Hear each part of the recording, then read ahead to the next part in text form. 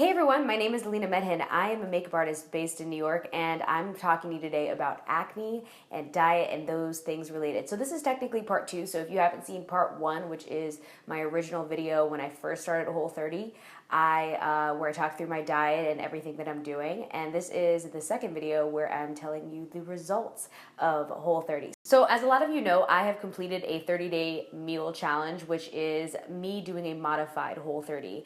I ate only fruits, vegetables, and meat specifically for 30 days to see what would happen with my skin. Now, there were a lot of benefits, but there were also some bad things that happened as well, so I want to share both of those things. This is the first time that I've given up bread for 30 days. I am a bread fiend. I love it. I eat it all the time, and so this was really, really difficult. Bread is processed in the body a lot of times as sugar, so with giving up bread completely and every sugar, dairy, soy, gluten, wheat product, it was tough, including nuts actually and beans. I did not have any of that for 30 days, and I am proud to tell you that I did not cheat once. I recorded everything I ate for 30 days if you're interested in trying this diet. Now, I want you to know that I did not deprive myself of anything. So I know sometimes people do this diet specifically so that they can lose weight, and this was not the purpose of what I was doing. I really wanted to do this to figure out what was going on with my skin. So I will include a link to exactly what I ate for the 30 days down below.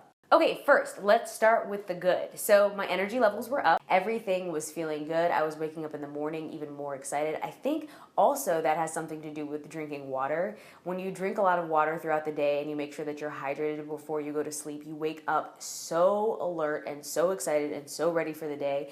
And I immediately started to think to myself, I need to be doing this all the time. How often am I actually dehydrated? This is crazy. Number 2, didn't really realize that there was a relationship between diet and cellulite. So I have cellulite on my thighs, or I did have cellulite on my thighs.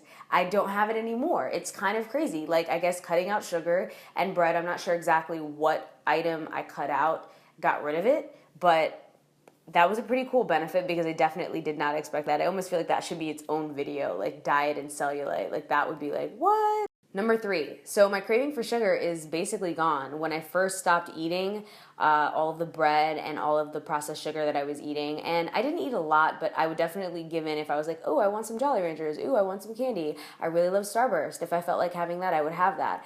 And so I did not allow myself to have any processed sugar, any processed products at all. Everything was unprocessed the whole month. And it took a while. Like, it took at least until about, I want to say like day 20 or so, where I started to feel a little bit more calm about that. At first, I was overcompensating like crazy with fruit because that fruit sugar, it felt like it was satisfying something, but it didn't have that long-lasting effect that processed sugar has. So it was very, very interesting. You'll see if you look at my diet that I was eating a lot of fruit in the beginning, and it kind of starts to taper off a little bit after day 20. Number 4, my cheeks, my nose, this area, this middle area of my face has cleared up dramatically. I'm going to show you a close-up of this area right now. It's crazy. I felt like there was like a natural glow that happened just through me eating all these fresh fruits and veggies. But I did notice, however, that my forehead did not clear up as much as I wanted it to. The texture seemed to go away. I had a lot of little bumps that were there. I'm going to show you a close-up of the forehead now. The little bumps that I used to have that were there went away, but I still feel like there is active acne, and it seemed like it's bigger, but it's not quite under the skin in the same way, if that makes any sense. Number 5, my focus has improved. I have noticed that I'm able to execute things very quickly. I'm able to stay on task. By managing my diet, I feel like I managed my mind. It's like it went hand in hand. It was really, really, really cool.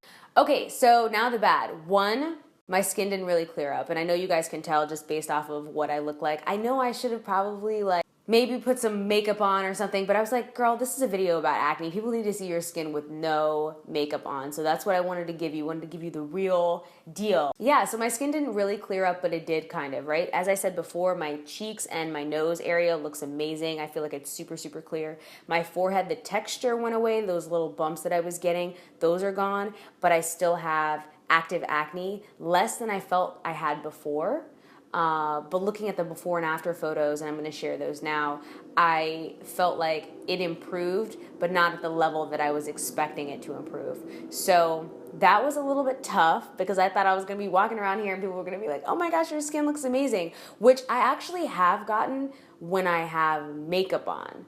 But I think that's because the texture is actually smoother everywhere on my face, aside from the areas where I'm breaking out. Number two, I haven't really been able to add in foods as I had originally planned. So I thought at the end of 30 days, I was gonna be completely clear, and then it was gonna be, let's start reintroducing the food that I love in again. And that just didn't really happen because I didn't get completely clear. Number three, I've had to increase the amount of time that I eat per day. It is really, really tough to stay full when you're eating real food. So you need to eat a lot more. And I think at first I was just looking at the amount, like my eyes were looking at the size of the food and I was saying, okay, that's great, that's enough food. But really, when you're eating veggies, fruits, and meat, you need to eat double or triple the amount that you were eating so that way you can stay full longer. So now my new plan, this is the really exciting part. We're going to be doing a difference with the diet. So the diet is going to stay the same as far as Whole30 based. I am going to be adding in nuts and seeds, beans, things like quinoa are going to be added into my diet. I'm also adding a protein shake because I want to be having a lot more protein than I was having. I noticed over the month because I ate so many veggies and fruits and I didn't really focus very strongly on eating a ton of protein. I feel like my body fat kind of went up even though my weight went down. And that's just me just looking at my body and feeling that way. I don't really weigh myself. I stopped doing that a couple years ago. I just don't feel like it's productive. What I'm planning on doing is managing my macros. So if you're not familiar with what macros are, it is managing your diet based off of a protein, carbohydrate, and fat ratio. So I'm going to keep it in the normal range. I'm not really going to try and do anything really high protein or really low carb. I really just want everything to be extremely balanced. The other thing I'm going to keep in mind is pH of food. Okay, so I'm going to get a little sciencey on you. So alkalinity and acidity is really important when it comes to food that you're ingesting. Everything is on a scale from 0 to 14. Our bodies are at 7.3 to 7.45.